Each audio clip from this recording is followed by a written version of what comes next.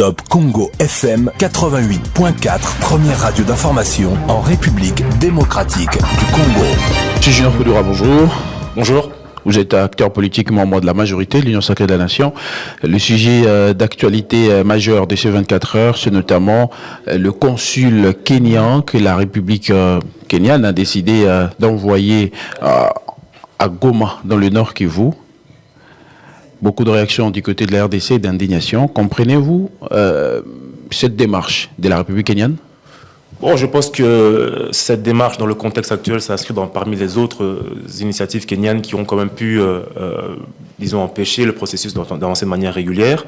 Mais je pense aussi que le communiqué du ministère des Affaires étrangères a été très clair et nous le soutenons dans cette démarche-là parce qu'effectivement, bien que le Kenya ait nommé de manière unilatérale un consul général à Goma, il n'empêche que selon la Convention de Vienne de 1963 qui régit les relations consulaires, la RDC, c'est écrit dans la Convention, article 12, a le droit d'octroyer l'exéquatur, c'est-à-dire l'autorisation d'activité du consul sur le sol congolais. Donc à partir du moment où le Congo n'octroie pas d'exéquatur, donc d'autorisation d'exercer, il n'y a pas de possibilité pour le consul général d'exercer à Goma ou partout ailleurs. Donc, dans ce sens, effectivement, le rappel de la nécessité d'exéquatur est la bonne chose à faire.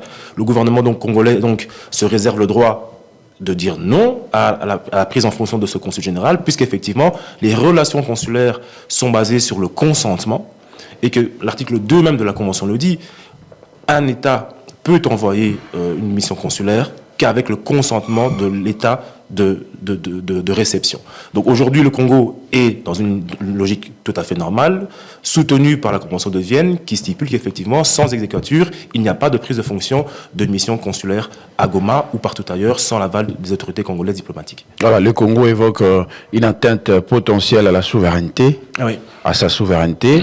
Alors, quelle devrait être sa posture ou sa position vis-à-vis du Kenya, dont on peut rappeler la position de plus en plus ambiguë au sujet de la crise sécuritaire à l'est du pays? Oui, une position du Kenya ambiguë parce que, cette position peut laisser penser qu'effectivement le Kenya légitime la rébellion à l'est du Congo, que le Kenya soutient les velléités indépendantistes ou en tout cas de balkanisation du M23 de notre partie est du pays, et que donc, par cette démarche diplomatique, elle veut en fait légitimer et rendre fréquentable le M23 en espérant peut-être que d'autres pays de la sous-région vont emboîter le pas. Mais il n'est pas possible que cela arrive puisque d'abord je l'ai dit, la mission consulaire ne peut exercer qu'à la condition sine qua non d'avoir l'exéquatur des autorités congolaises, en l'occurrence du ministère des Affaires étrangères. Deuxième chose, c'est que même si nous avions une autre option, nous pourrions également demander à ce que cette personne-là, puisque nous ne donnons pas l'exéquatur, puisse être rappelée dans son pays. Sinon, le cas contraire, nous pourrions la déclarer persona non grata, conformément à l'article 23 de la Convention de Vienne. Donc effectivement, pour nous, le Congo, l'objectif ici, c'est de consolider les acquis, c'est-à-dire continuer à travailler sur l'obtention de la paix, sur le retour de l'intégrité territoriale et de l'autorité territoriale nationale du pays, parce qu'effectivement, dès lors que nous obtiendrons cette paix et dès lors que nous obtiendrons donc le retour de l'impérium de l'État sur toutes les zones du pays, ce genre d'initiative ne pourrait pas avoir lieu. Je rappelle aussi qu'il y a une contradiction dans ce qu'a fait le Kenya.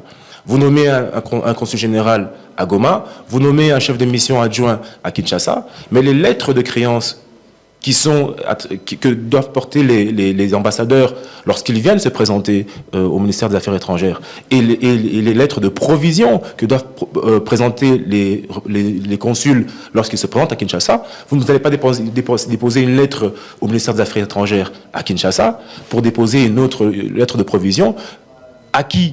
À l'est du pays. Ça n'a aucun sens. L'autorité de l'État, elle est unique. Le ministère des Affaires étrangères congolais, jusqu'à preuve du contraire, il est unique. Il est la seule autorité à qui on doit s'adresser en matière consulaire et en matière diplomatique.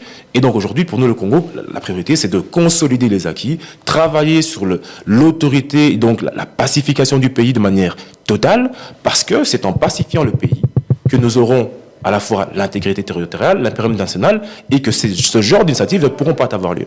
Et comment envisagez-vous la suite dans le cadre de la résolution du conflit entre la RDC et la M23? On parle du processus de Doha qui va bientôt redémarrer.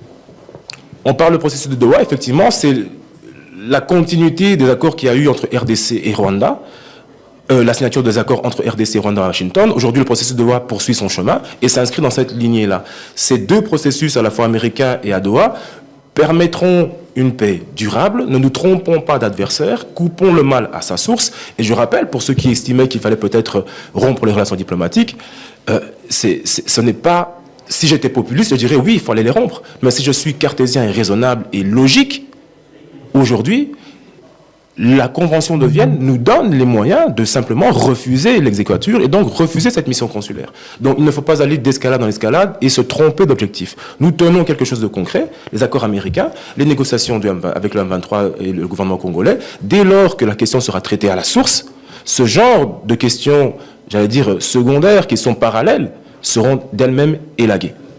Merci beaucoup. C'est moi qui vous remercie. Top Congo FM 88.4, première radio d'information en République démocratique du Congo.